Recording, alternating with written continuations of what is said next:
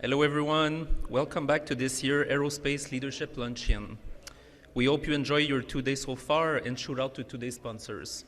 RTX for sponsoring the main conference room again today, IMP Aerospace and Defense for sponsoring the refreshment break, and Bombardier for sponsoring the registration again this morning, as well as the breakfast and the luncheon.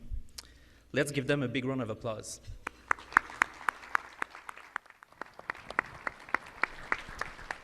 Now I would like to invite AIAC Board Chair and Vice President, Government and Industry Affairs at Bombardier, Pierre Pioune, to take the stage to introduce our final keynote speaker this year.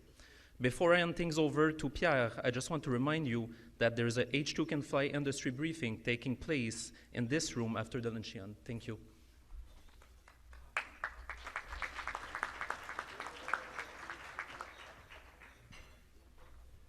Alors, merci beaucoup. On arrive à la fin de notre conférence. Puis, c'est excellent qu'on finisse d'une très belle façon avec le ministre, une discussion avec le ministre Champagne. Alors, ça me fait très plaisir de présenter le ministre Champagne. I have to say, however, that, whenever you're invited to be part of the same program as Minister Champagne, it's a double-edged sword, right? And I have to share with you quickly, I guess, a trauma that I experienced about a couple of years ago. And Mike, I think you experienced the same thing as well. So it was not this year's Farnborough, it was 2 years ago. We were scheduled, Mike and I, and there was someone else as well, at the Canadian reception to speak after Minister Champagne. So I think you know the level of energy of Minister Champagne, and it's also very contagious, right? So suffice to say, by the time the speech was over, the audience was completely excitable, a lot of noise, and nobody was listening anymore, right? So I took my courage with my hands and I went to the podium and I essentially spoke to myself because nobody was was listening. And I think it was the same for the others as well. I could barely actually hear myself speak. But fortunately, this time, when I was invited to speak, I was glad to see I was going to speak first. So it wouldn't be, what we say in French, cadeau empoisonné or poison chalice.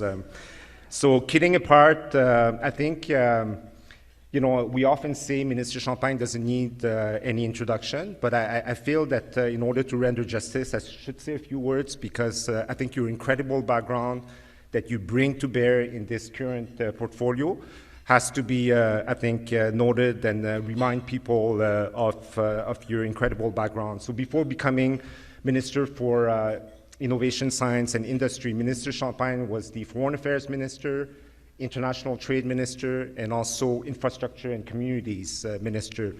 But Minister Champagne, before you were in politics, when you were elected in 2015, the first time for the riding of Saint-Maurice and Champlain, you had an extensive career in the private sector. You were a business person, a lawyer by background as well, and you held senior positions in major global firms in the infrastructure space, energy space, and you were also, I think, an ethics and compliance specialist as well. So very much welcome you. Thank you for taking the time to be with us. I think you've been a champion for the industry, and I'm sure Mike will remind you that as well, but also very open to, I think, representations and, the concerns and comments that the industry wants to raise with you, and you're the minister who also made the undertaking to develop an aerospace strategy with a strong defense component. So thank you very much for this. Ça me fait plaisir au nom de l'association de vous recevoir aujourd'hui. Merci. Minister, it's good to see you. We always end up on these couches here. I don't know. Usually it's champagne for breakfast, but it's champagne for lunch now. I don't know. You changed the format. But we've learned our lesson because I am still traumatized by what Pierre had talked about. Pierre and I went after the minister, and it was nothing. So we always save our #1 champion and the best for last. So this is the last session of the 2024 Canadian Aerospace Summit. So we're really pleased that you could be here. I hope the lunch was good, because, you know, but we're having lunch after this, just to you make have sure. lunch. And you really chose a momentous moment, obviously, for Canada, for the United States, and for the world. But wherever you want to take that, I'm supposed to answer the question and to ask them. But I just want to say thank you, everyone, for being there. This is like a family reunion. Pierre le disait. D'abord, merci, Pierre, pour la présidence de l'association. C'est important. On vit dans un moment où on veut amener l'industrie, je veux dire, à son plein potentiel, and the work you're doing, Mike. And I just want, why don't we give a big round of applause to Mike, who's doing an amazing job. Trust me, I would need a PhD to learn to say no to Mike. You know, he's very persistent, very convincing, a lot of leadership, and it's the kind of leadership we need, not only in the industry, but I would say in our country, particularly now. With everything we saw, I think it's a great time to be together and to chart the future together. So thank you, Mike, for having me, and we can go wherever you want. With, you know, most of you we have had the opportunity to meet already. Many of you have visited your plants, and many of you have told me about your ambition. So let's try to make that happen together. And I think now we're entering a new era where we can look at strategic partnership and how we develop them, how we nurture them, and how we take benefit out of them to land production mandates. But without, you know, I don't want to take the 22 minutes, so I'll let you speak, Mike. I've been speaking the last 2 days. No one wants to hear from me, trust me. But lots of things we can talk about. But before we get into that, I know you have a bit of an announcement you want to make, so I want to give you an opportunity to talk about that, and then maybe we'll dive into some of the other issues that are coming up. Well, sure. And I took there's you will remember today. Obviously, we can come back to the U.S. election, but it's also a great day for a number of companies. You know, when we were together in Paris, I think was it Paris or I think it was Paris. We announced the $350 million to green. The greening of the aviation, in a way, a program that at that time I recall that was the same amount that President Macron announced, if I recall. So that put us on par with some of the best in the world. And out of that fund, now we have concrete example of greening. The first one that comes to mind is with Pratt & Whitney. And I don't know if Maria is in the room or the team of Pratt. I can see them, but do I see the Pratt table somewhere? Yes.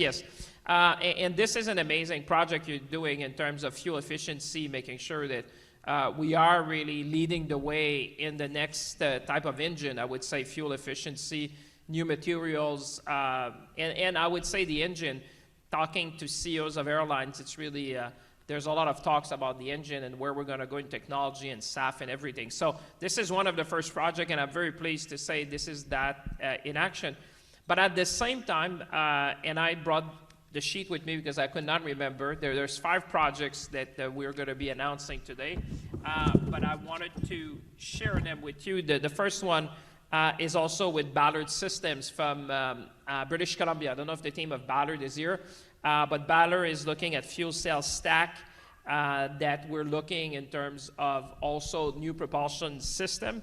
And there's also one with optimized, as we call optimized 200 kW and jet motor with Duxon Motors in St. John's, Newfoundland. And there's also another project with Pratt. So all that to say that these projects are really bringing us at the forefront of technology, at the forefront of what I believe, but I take it from you, of the aviation of the future, but at the same time, making sure that we will secure mandates, significant mandates to make sure that the whole supply chain in the country will benefit from what I can see as a boom. I was in touch with the CEO of a number of airlines recently, and when you look at the demand and the future of aviation, it's interesting to talk amongst ourselves. It's also very cool to talk about to our customers, which are your customers, so the ultimate customers, and leaning on what they're saying to me, which is indirectly what they're saying to you. So I think we're in a good position, but we need to keep, the national the national strategy, I think, is very timely. I look at what we have achieved in some key industrial sectors. It's not by luck, it's by design. And I'd like to replicate that. Obviously, we start from a strong base, there's no doubt.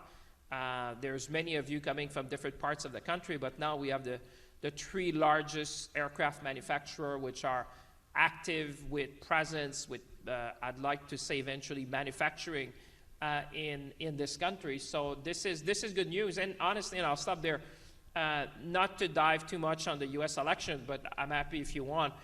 But also the relationship we have built with the new Trump administration, and the relationship we have built with some of the largest integrated supply chain in the United States, I think is going to bode well for each and every one of you, because honestly, we moved from being, I think what we've achieved was to connect the dots.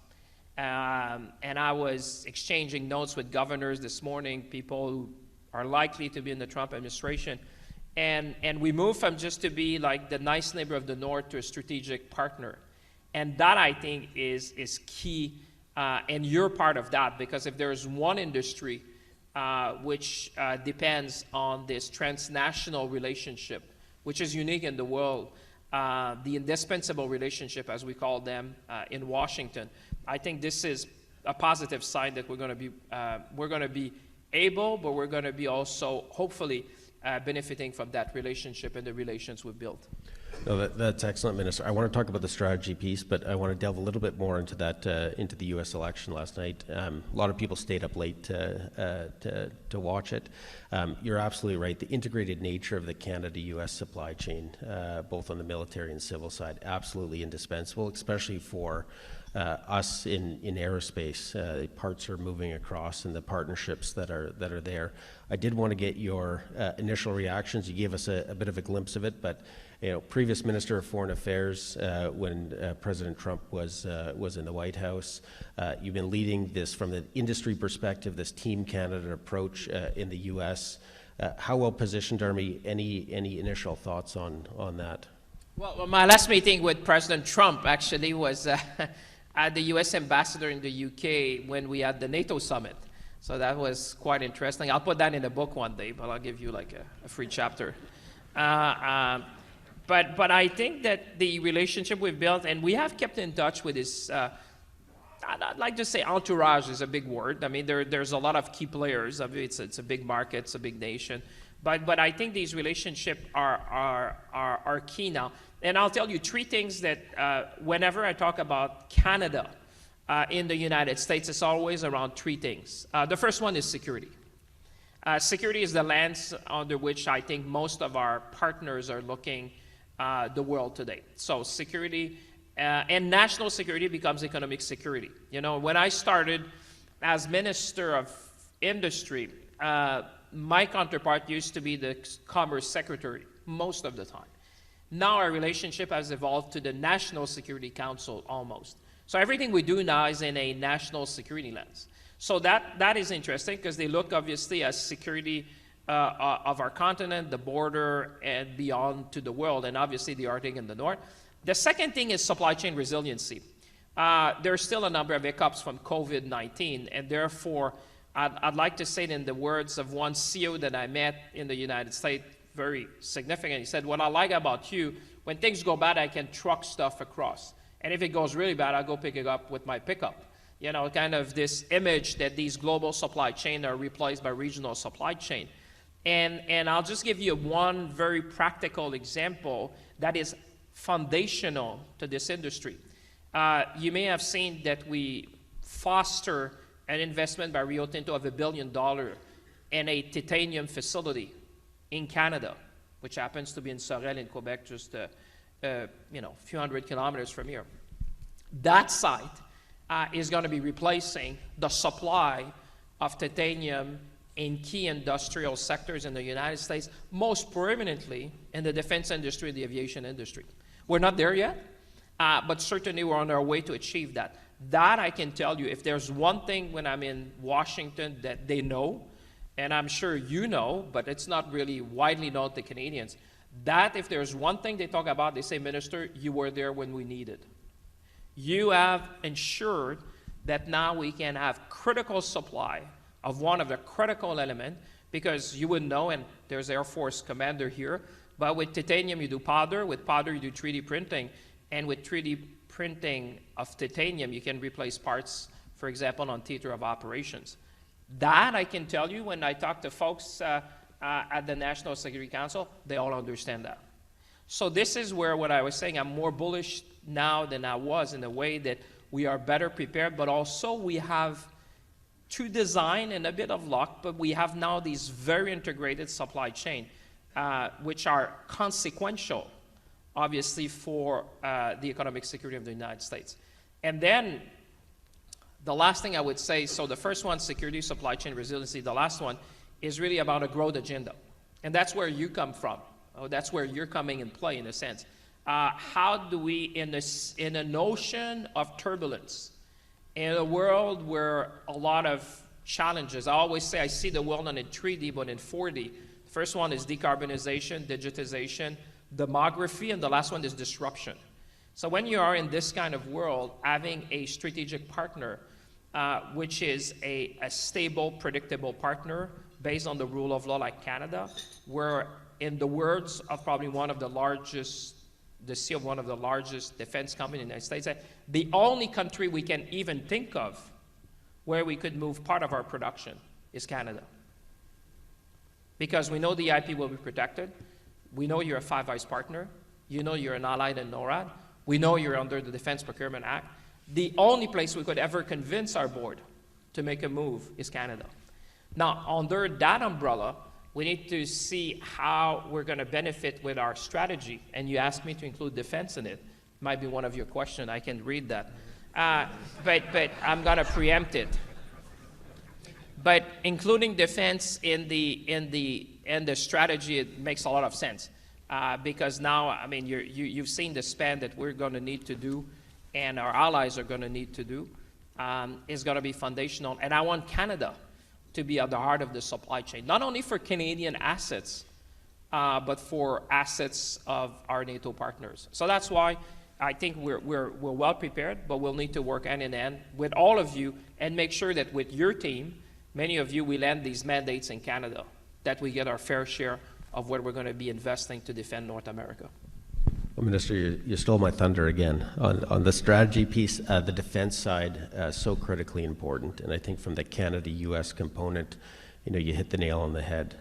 Defense, the integration, NORAD, absolutely critical. Some of the work we had Minister Duclos to kick off the conference, talked about the procurement reform that's going on right now, but also the growth agenda. I'm glad you mentioned that, because on the aerospace side, the prediction is 40,000 new planes over the next number of decades here. So the growth is there, the defense piece is there, and that aerospace strategy that, again, we thank you for championing and committing. We always talk about you being the champion.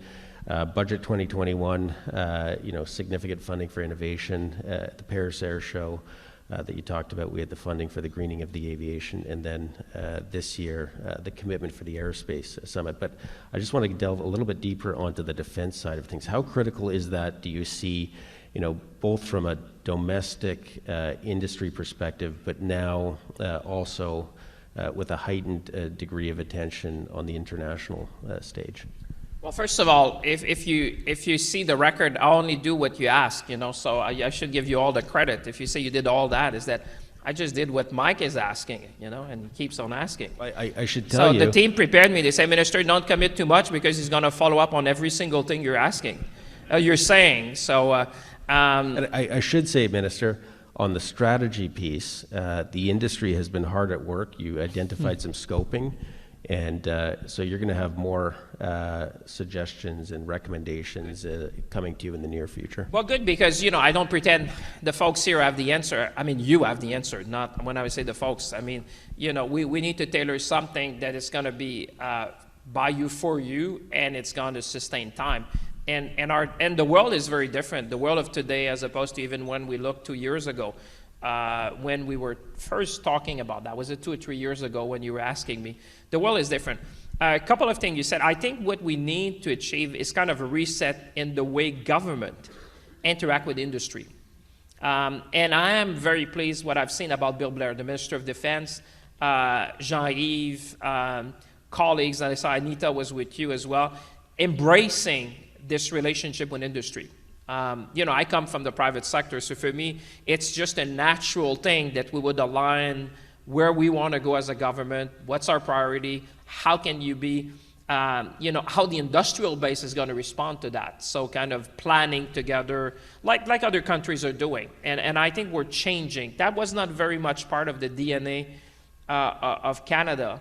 But I think we're doing better, and certainly I see a sea of change. I was advocating that, at the time where people were asked, I was part of the sales team of most of you, some were calling me like, I was probably a chief marketing officer going around and selling what you have to offer, which is in most cases the best innovative solution. So I found that to be natural. I'm happy to see that the town is changing, that there's more interaction with industry, healthy interaction, so that we can plan together and seize the opportunity and generational opportunities. And we've demonstrated that we can win. I'm all about ambition, raise our level of ambition, possibilities, opportunities, look at best practices, what we can do on long lead items, what we can do, and changing also, and I'll stop there, people have put a lot of focus on the acquisition cost of assets, forgetting the life cycle of the assets, and really thinking more as to the IP side of things, how we're going to do the operation and maintenance, the upgrades. And I think that's where a lot of the value is for a number of your members, is that, you may have to purchase assets which are not entirely built in Canada, but you want to maximize the Canadian content, and you want to maximize as well the rest of the portion, which is, usually for 30 years, and all the upgrades to be interoperable and everything else. So I think that relationship, hopefully, is going to continue. And seeing, to be honest, I preach it, but seeing my colleagues doing it in action, doing it together, I think some of you have seen me in meetings with myself, Minister Blair, Minister Duclos. I would tell you that was not typically what happened 10 years ago. I think we have matured, and I think this is good because we need to know, you need to know where we intend to bring some of the procurement so you can build the capability, the workforce, the supply chain, and seize these opportunities that you cannot come late to the market and expect the market to respond in a competitive fashion to that. And the way we procure has to evolve. I was at a conference called Bilderberg, and it was interesting. I was sitting next to Chris Cavoli, which just so happened by luck because Cavoli Champagne. Chris is the commander, is the SACEUR of the NATO forces. And it was interesting. We had a presentation by some NATO officials talking about the reform of procurement. And every time I come on stage, I give you more work. But you should really look at that, Mike, because I think that would be informative to you and certainly to your colleagues in the room as to not only us, but our allies are saying, it seems that time is accelerating. I know physicists would probably disagree with me, but as a human being, it certainly feels like that. And how we're going to adjust our procurement to innovation, to what we see on the battlefield. I see you, Commander. There's things that we're seeing happening very quickly.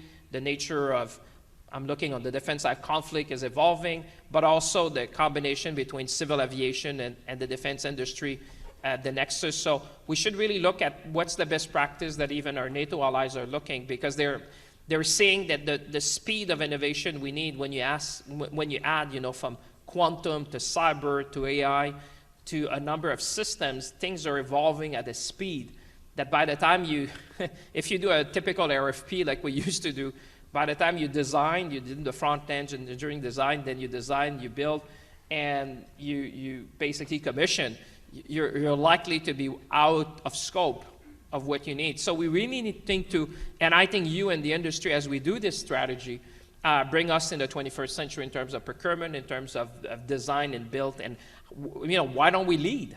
We're looking at others. That is incumbent on us to just say, okay, let's be best in class. And you will find certainly a partner to do that. No, and Minister, we feel we do have that partner, and we're doing some of that international comparison work because it's absolutely critical. But you're touching on a lot of the issues that we've been raising, and I should say we had a small business committee, and I said I gave them some work, and I said if there's one thing I could raise with the minister, what would it be? They gave me 3. And I think you've touched on them, so you're going to find some alignment here. 1, vertical integration, so domestic raw material supply chain. I think you mentioned that. That timeline between innovation, certification, and then both government procurement and commercialization, absolutely critical across the board, and then better access to ITBs, which I know is something that you're also seized with. So again, we're working on those pieces. We're going to be putting them into you to continue that discussion. And I took some of my homework down here too, because you always give us something to do, which is good. No, it's something, and I know we're coming to the end, but give me another 2-3 minutes and then I'll leave you alone. But there are two things that you mentioned that I'd like to come back to. Certification. Certification, I think, I see that also in the nuclear industry. And that is a game changer. You may know or not know, and I'm just doing a small bifurcation, but you may know or not know that Canada now, through Cameco, Westinghouse, and AtkinsRéalis, we own about 50% of the nuclear base civilian in the world. And that is fascinating because part of our credibility comes from certification.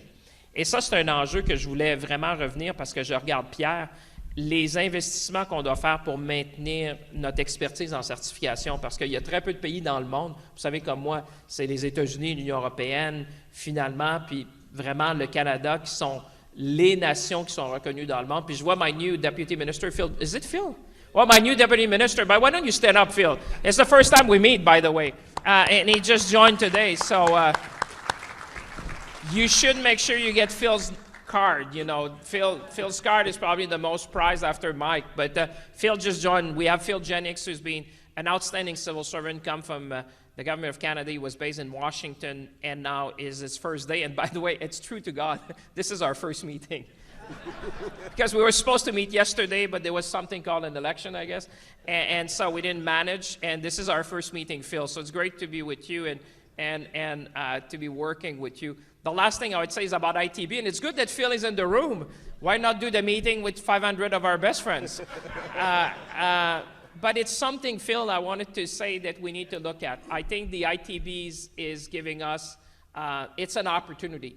And I know you've been advocating. I've been trying to get under the hood to try to understand how we get more out of it.